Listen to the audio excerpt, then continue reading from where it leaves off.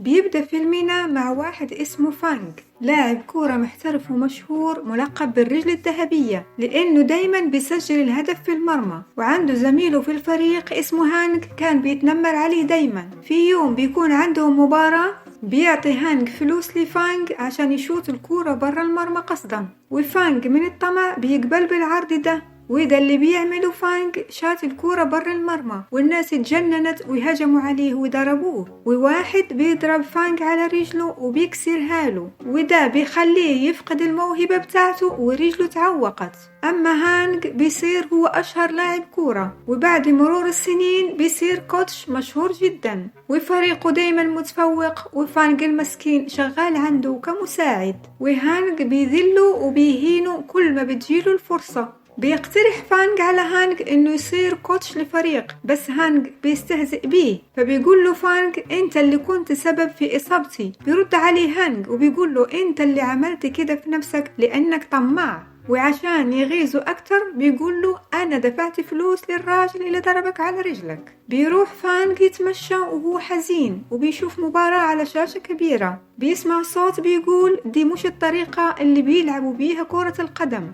بيلتفت بيشوف راجل اسمه سينج وهو بيتمرن، وشوية بيجي ناحيته وبيعرف بنفسه إنه طالب في مدرسة شاولن للكونغ فو، وبيعطيه بطاقة، وبيحاول يقنع فانج إنه الكونغ فو مفيد جدا وأي واحد بيتعلمه حياته بتبقى أسهل. فانج بيسخر منه وبيرمي عليه علبة البيرة، ولكن سينج بيشوتها برجله وبتطير في السماء. بعدها بيفترقوا وكل واحد بيمشي في طريق. سينج بيشوف بنت بتعجن عجين الكعك باستخدام الكونغ فو، فبيروح عندها وبيحاول يتغزل فيها عشان ياكل من الكعك بدون ما يدفع، بس هي بتصر عليه عشان يدفع، فبيخلع جزمته القديمة وبيعطيها إياها بدل الفلوس، بس هي كمان بترفض تاخدهم. فبيبدأ يغني ويرقص ليها ومجموعة ناس بينضموا ليه، ولكن صاحبة المطعم بتطردهم من المكان. فبيهرب سينج بدون ما يدفع، وبيروح عند أخوه الكبير اسمه ايرون هيد اللي بيكون شغال في نايت كلاب.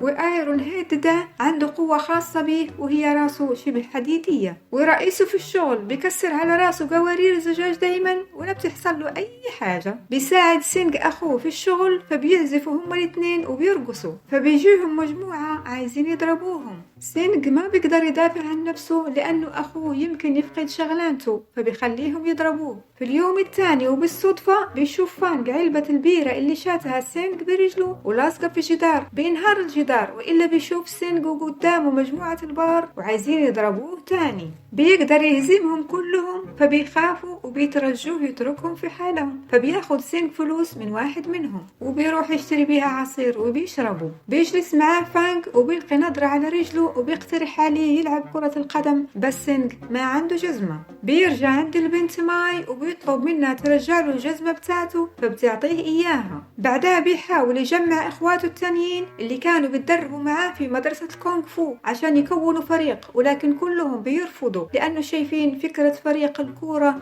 حلم ومضيعة وقت. فبيحزن سينج لأنه ما قدر يقنعهم، ولكن كلام سينج بيأثر فيهم، فبيجتمعوا معاه هو وفانج فوق سطح وبيقبلوا يكونوا الفريق، وفانج هو اللي حيدربهم. في البداية بيجيهم التدريب صعب لأنهم ما بيعرفوا يسيطروا على قوتهم. بعد فترة من التدريب بيلعبوا ضد فريق معروف بطريقة لعبهم المميزة، ولكن الفريق ده مكون من نفس العصابة اللي اتدرب معاها سينج. بتبدأ المباراة وبتكون في البداية كل حاجة ماشية طبيعي، ولكن لما بيجي سينج يسجل هدف بيهجموا عليه الفريق الثاني وبيركلوه من كل ناحية، وبعدها اللعبة بتتحول لحرب، والفريق المنافس بيضربوا كل أعضاء فريق فانج، وشوية بترجع قوتهم وبيقدروا يتغلبوا عليهم. وفي آخر لحظة بيضرب سينج الكورة ناحية المرمى، بس الكورة بتضرب في العارضة. فانج بيفرح بالمجهود اللي عمله فريقه. أما هانج بتوصل الأخبار إنه فانج كون فريق وعايز يدخل المسابقة، فبيروح يقابل فانج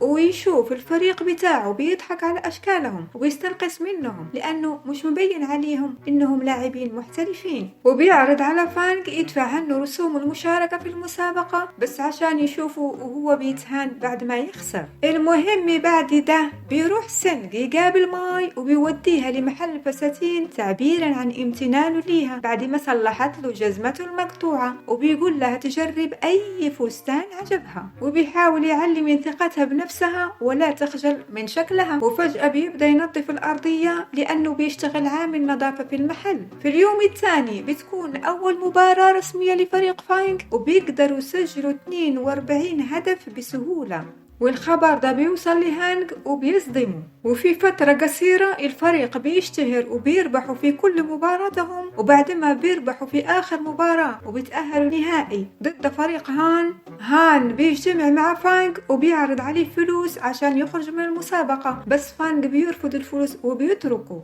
في يوم المباراة بيحضر الفريقين، بتبدأ المباراة وبيحاول سينج يسجل هدف، لكن حارس المرمى بيقدر يمسك الكورة بإيد واحدة، بيرميله الكورة وبيقول له يحاول مرة ثانية. بيحاول سينج مرة ثانية بس حارس المرمى سريع جدا. بيحاول سينج للمرة الثالثة وبيركل الكورة بكل قوته، ولكن بيمسكها الحارس بإيديه الاثنين. هانج بيكون فرحان لأنه حقن كل أعضاء فريقه بمنشطات عشان يقدر يغلبوا فريق فانج. بيكون هدف هانج هو إنه يعوق كل أعضاء فريق فانج عشان ما يقدروا يلعبوا بعد المباراة دي، وكمان قدر يرشي الحكم. وده اللي بيعمله فريقه، بيتعمدوا يضربوا كل أعضاء الفريق وبيركزوا على حارس المرمى. بيخلص الشوط الأول، بعض الأعضاء بيخافوا بيخرجوا من الفريق، وكمان ما عاد عندهم حارس مرمى لأنه الحارس بتاعهم إصاباته خطيرة. بيتطوع واحد منهم هو اللي يصير حارس المرمى. في الشوط الثاني بيضرب فريق هانج حارس المرمى لحد ما يغمى عليه، ولأنه الفريق كده صار ناقص بيصير غير مؤهل. بس في آخر لحظة بتيجي ماي وشعرها محلوق وبتتطوع تصير حارس المرمى، ولكن سينج بيرفض لأن الموضوع خطير جدا. بتشوف جزمته مقطوعة فبتعطيه جزمته القديمة عشان يلبسها. بيرضى يخليها تلعب، بس كلهم ما عندهم أمل إنهم يربحوا المباراة. بتبدأ المباراة، بيركل فريق هانج الكورة ناحية ماي بكل قوة وبتقدر تمسكها بكل سهولة، والكل بيتفاجأ وبترمي الكورة في الهواء، وبيجمع سينج كل قوته وبيركلها، ومن قوة الركلة بتدمر الملعب وبتدخل في مرمى فريق هانج. بيفوزوا وبياخدوا الكاس. أما هانج بيتحبس في السجن بتهمة استعمال منشطات على أعضاء فريقه.